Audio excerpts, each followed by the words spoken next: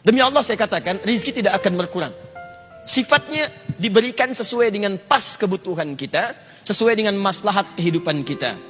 Misal, si fulan rizkinya 1 miliar, yang satu 1 triliun. Lihat sini, baik yang ini ataupun yang ini, ketika Allah berikan, itu bukan ingin menunjukkan si fulan sedikit, yang lain banyak, bukan. Tapi untuk menjelaskan kepada hambanya, walladzi qaddara fahada. Allah yang telah menetapkan semua ukuran kehidupan, yang dengan itu memberi petunjuk kepada hambanya, itu yang paling maslahat yang bisa ia gunakan. Yang ini diberikan 1 miliar, karena dengan satu bekal 1 miliar ini, itulah peluang dia lebih dekat kepada Allah subhanahu wa ta'ala. Karena dia diberikan kelebihan yang lain untuk mendekat kepada Allah, lebih dibandingkan dengan harta benda.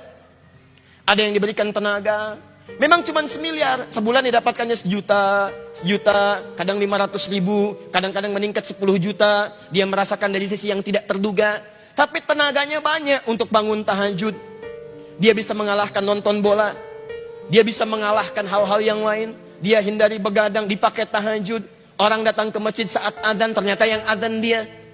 Yang ini beda, tenaganya belum terarah untuk bisa memaksimalkan tahajud, puasanya belum konsisten, azan belum mampu dilakukan, maka Allah berikan peluang untuk menyusul amalan yang lainnya dengan pendekatan harta benda. Diberikanlah kemudian kelebihan dibandingkan dengan yang ini dari sisi harta materinya.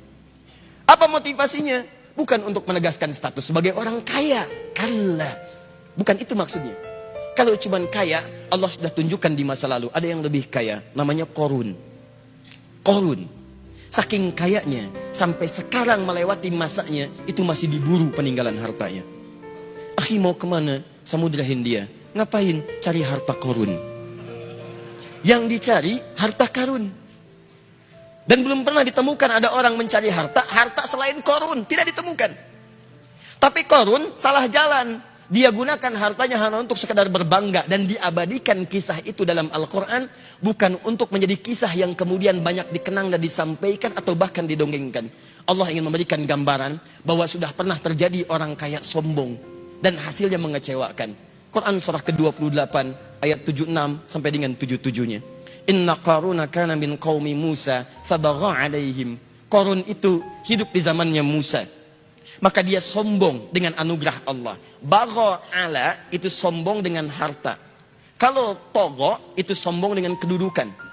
Makanya ketika Fir'aun sombong disebut togha. Idhab ila Fir'auna innahu togha, bukan bagha. Tapi Qarun disebut bagha. Inna Qaruna kana min qaumi Musa fabagha alaihim.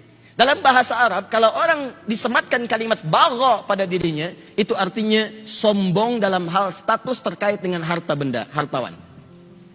Kalau tagha, itu sombong dengan kedudukan.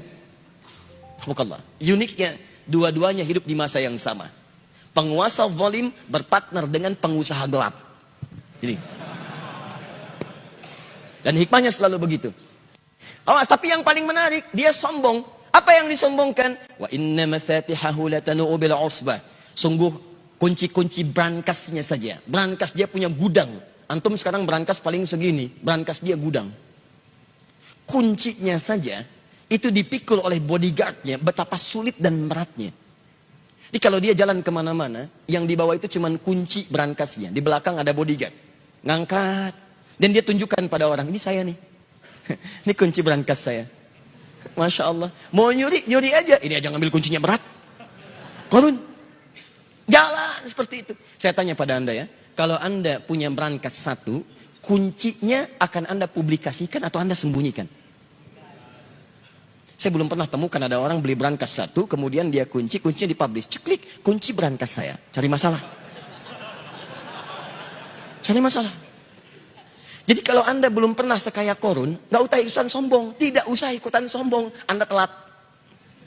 Telat, terlambat, kesiangan, kepagian, kemalaman. Dan keterlaluan. Karena apa yang anda sombongkan lebih kecil dibandingkan apa yang dimiliki Qarun yang Allah titipkan kepadanya. Jadi kalau harta anda nggak seberapa dibandingkan Qarun, nggak usah ikutan sombong. Anda ketinggalan. Kalau ada orang kaya lewat ITB sombong, berdiri di depan anda, sampaikan, maaf Pak, Bapak telat. Selesai. Udah. Dihancurkan oleh Allah, fakhassafna, kami tenggelamkan semuanya dengan harta-hartanya.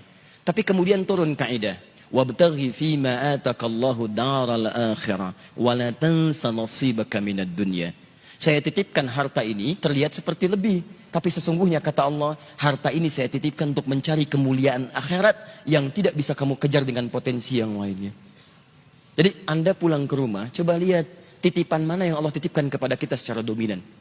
Ada yang kedudukan, pakai kedudukan itu untuk beramal. Sebelum itu ditukar. Karena kaidah kedudukan tidak abadi. Buka Quran surah ketiga, Ali Imran. Dari ayat 26 sampai 27-nya. Qulillahumma malikal mulki tu'til mulka man tasha wa tanzi'u mulka mimman tasha. Anda yang sekarang misalnya jadi rektor, ada yang misalnya bupati, wali kota, macam-macam. Sepanjang melekat kedudukan itu titipan. Supaya Anda bisa beramal dengan kedudukan itu. Sebab itu peluang, kalau sudah nggak ada lagi, peluang itu terhapus dari diri Anda. Mumpung Anda misalnya direktor nih, misal, buat sebuah misalnya ketetapan, tanda tangan. Bagi mahasiswa, para dosen, ya ketika masuk waktu sholat diutamakan bagi siswa yang muslim, dosennya misalnya, ayo maksimalkan sholat berjamaah di masjid. Anda tuliskan, bubuhkan tanda tangan. Begitu ada orang-orang yang ke masjid karena melihat surat dengan tanda tangan Anda, setiap orang yang ke masjid Anda mendapatkan bagian pahalanya.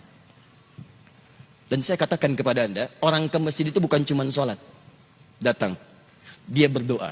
Sholat 2 rakaat ada pahalanya. Duduk i'tikaf ada pahalanya. Baca Al-Quran setiap hurufnya ada pahalanya. Dan ketika dia berangkat karena tanda tangan Anda, karena informasi dari Anda, maka berapa pahala yang Anda dapatkan dalam kehidupan di muka bumi. Jabatan selesai. Begitu selesai, Anda pensiun, selesai. Tapi ada yang abadi yang ketika Anda bawa ke hadapan Allah, itu yang Anda banggakan di hadapan Allah Subhanahu wa ta'ala.